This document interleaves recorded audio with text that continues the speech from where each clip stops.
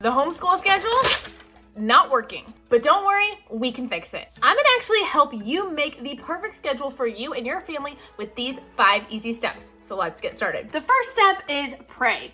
Now, obviously, prayer is the first place we start, but it is not just the first step. Prayer should be infused throughout this whole entire process from beginning to end. Praying and asking God for wisdom on how to approach your school days. Prayer on what is working and what is not. Prayer for patience with the whole family as we rearrange schedules, and prayers for yourself and your heart as you implement these changes in your home. Step 2, take inventory of your homeschool. Grab a notebook, grab a pen, and let's start writing what is working and what is not.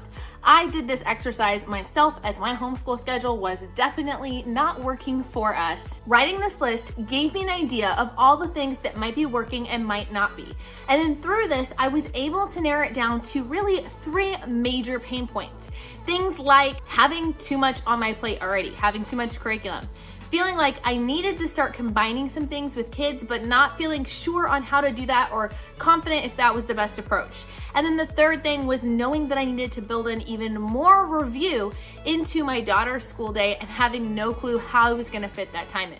While this can feel overwhelming to pinpoint your problems, it's actually incredibly helpful because you can't move forward without knowing what really is kind of messing up your schedule.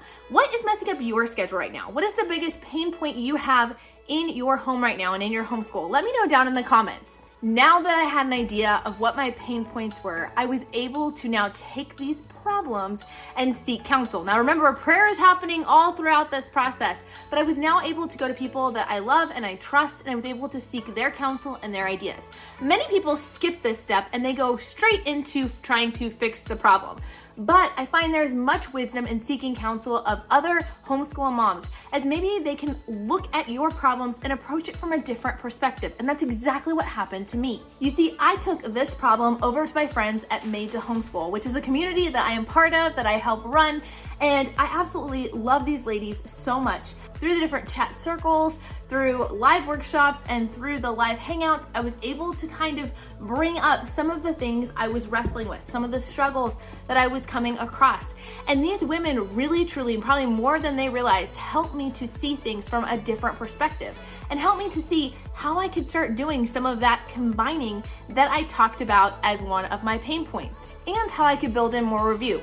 If an online community where everyone gets you, where they understand the different struggles that we face as homeschooling moms and are willing to come alongside you and encourage you and help equip you for this journey, if that sounds like something that's appealing to you, be sure to go check out Made Homeschool. I'll drop a link down in the description below, but this can also be local people in your community, or even better, both.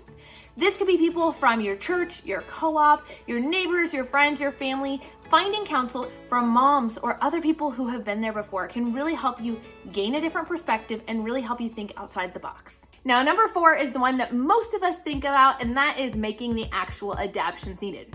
But there's several things that are different this time around. We've prayed about it multiple times at this point. We're very clear on what our actual problems are, and we have sought counsel. So now all of a sudden, when we adapt and we make these changes in our homeschool schedule, we're gonna make them much more effectively and efficiently, and most importantly, with the guidance of the Holy Spirit. So what did that look like for me? I mentioned that I was struggling with how do I combine the kids. You see, I have a 5th grader who has special needs and is really working at a much lower level. I have a kindergartner and I have a 1st grader, and I knew, and many of you guys had mentioned, that I could just combine the 3 of them and be able to make it work. The problem is I didn't want there to kind of be bad blood there, or frustration or discouragement from my oldest daughter being moved down to work with her younger siblings. And this is just one of many things that she has to deal with in life due to medical issues, not only just special needs in school, but also medically. So I was really trying to be careful and gracious in how I handle that. Thanks to those ladies over at Made at Homeschool, though, they helped me to see how instead of picking one curriculum over the other, I could kind of blend multiple curriculums together. I could come to the table and do sort of a one-room schoolhouse type feel with my daughters, and I could scaffold the different things for them. So for example, with their journaling every morning, I could have my oldest daughter write her journal. So she would write whatever she wanted for the day, and then she can illustrate it.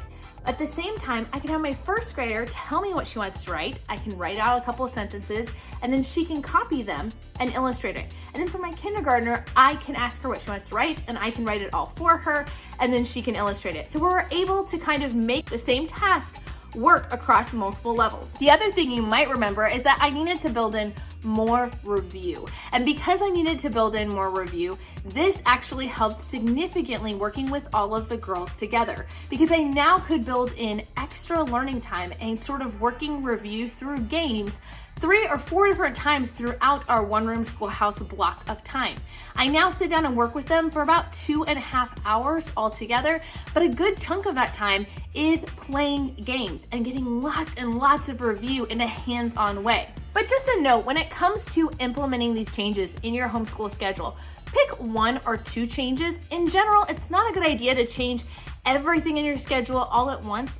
Just like a child who has a suspected food allergy, if you change their diet drastically all at once and they start getting better or start getting worse, you don't really know which food caused the problem because you made drastic changes. But by making small changes a little bit over time, we can truly test out those things and see what is working and what is not. And if you want to see exactly what our new homeschool schedule looks like, be sure to subscribe because that video is coming out really soon.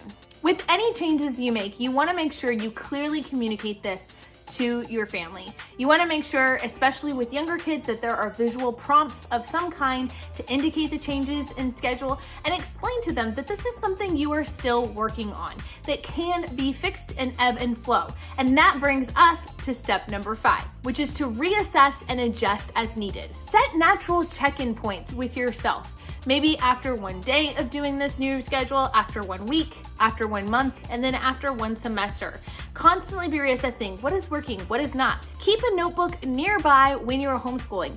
And as things come up, or if you notice that you're constantly having one child finish before the other, or you need to print out a different visual schedule or something like that for a child, you can just jot that down. And at the end of the day, when you actually have time, you can go through that list and take care of those things to set you up for success for the next day. But maybe the issue is not scheduling. Maybe the issue is actually your curriculum. Well, if that is the case, you may be wondering, should I be pitching that curriculum and trying something new, or should I persevere through it and keep going? Well, if you don't know the answer to that question, be sure to check out this video right here, as that's exactly what I'm talking about. Talk to you later. Bye.